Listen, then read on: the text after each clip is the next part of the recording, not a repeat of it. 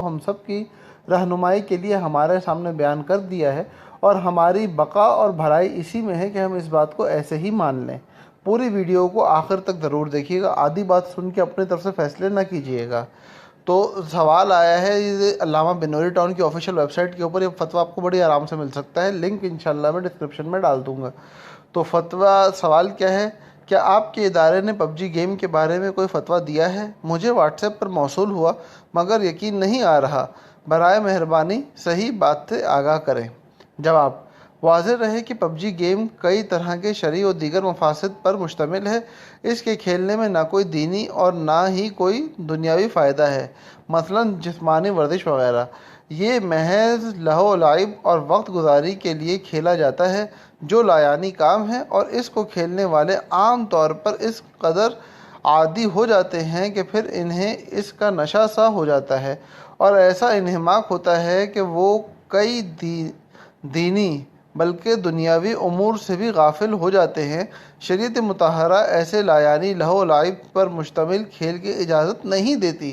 جبکہ اس میں مزید شرعی قباحت یہ بھی ہے کہ یہ جاندار کی تصویر پر مشتمل ہوتا ہے۔ نیز مشاہدہ یہ ہے کہ جو لوگ اس گیم کو بار بار کھیلتے ہیں، ان کا ذہن منفی ہونے لگتا ہے، اور گیم کی طرح وہ واقعی دنیا میں بھی مار دھاڑ وغیرہ کے کام سوچتے ہیں، جس کی بہت سے واقعات وقوع پذیر ہوئے ہیں۔ لہذا PUBG اور اس جیسے دیگر گیم کھیلنا شرعاً جائز نہیں ہے، لیکن مطلقاً PUBG گیم کھیلنا کفر نہیں ہے بلکہ گناہ ہے، اور مطلقاً PUBG گیم کھیلنے پر کفر کا فتویٰ بھی نہیں دیا گیا ہے، بلکہ ہماری معلومات کے مطابق کچھ عرصے قبل اس گیم کے بنانے والوں نے اس گیم کے ایک سینڈ ہاک نامی نقشے میپ میں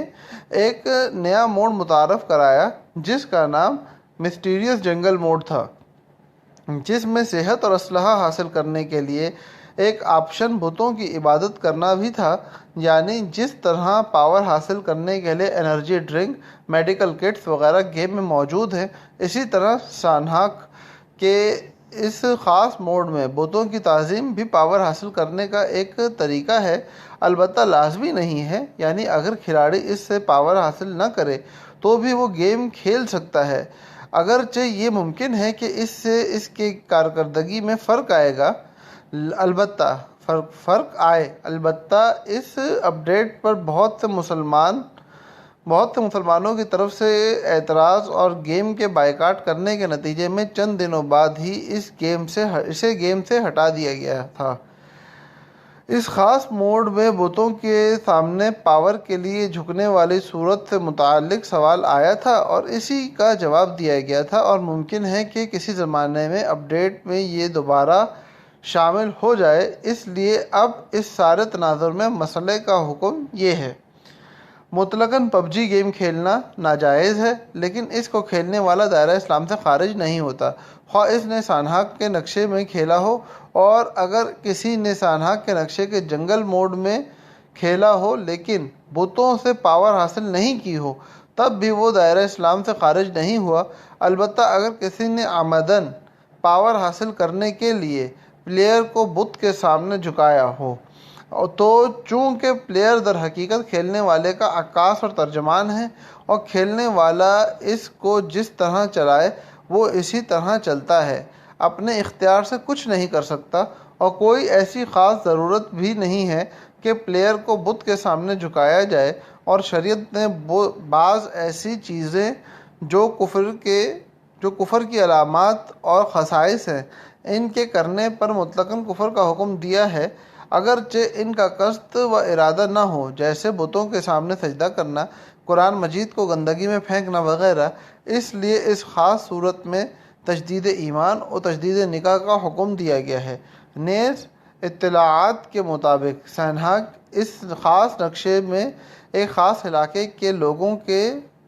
پوجا کا یہ طریقہ ہے، اور گیم میں پلیئر جب بت کے سامنے جاتا ہے تو اس وقت انگریزی زبان میں وہاں جو الفاظ نمودار ہوتے ہیں، اس سے بھی یہ ظاہر ہوتا ہے وہ اس پلیئر کو تعظیم کرنے کا حکم دے رہا ہے، اور پاور ملنے کے بعد جو الفاظ ظاہر ہوتے ہیں وہ بھی شرکیہ ہیں۔ اس لیے ہر مسلمان کو اس قسم کی چیزوں سے بالکل اجتناب کرنا لازم ہے۔ آگے پھر الدر المختار کا حوالہ دیا ہوا ہے، اس کے علاوہ الاختیار لتعلیل المختار کا حوالہ دے رکھا ہے، اور فتویٰ نمبر دیا ہوا ہے اس میں 144202201150۔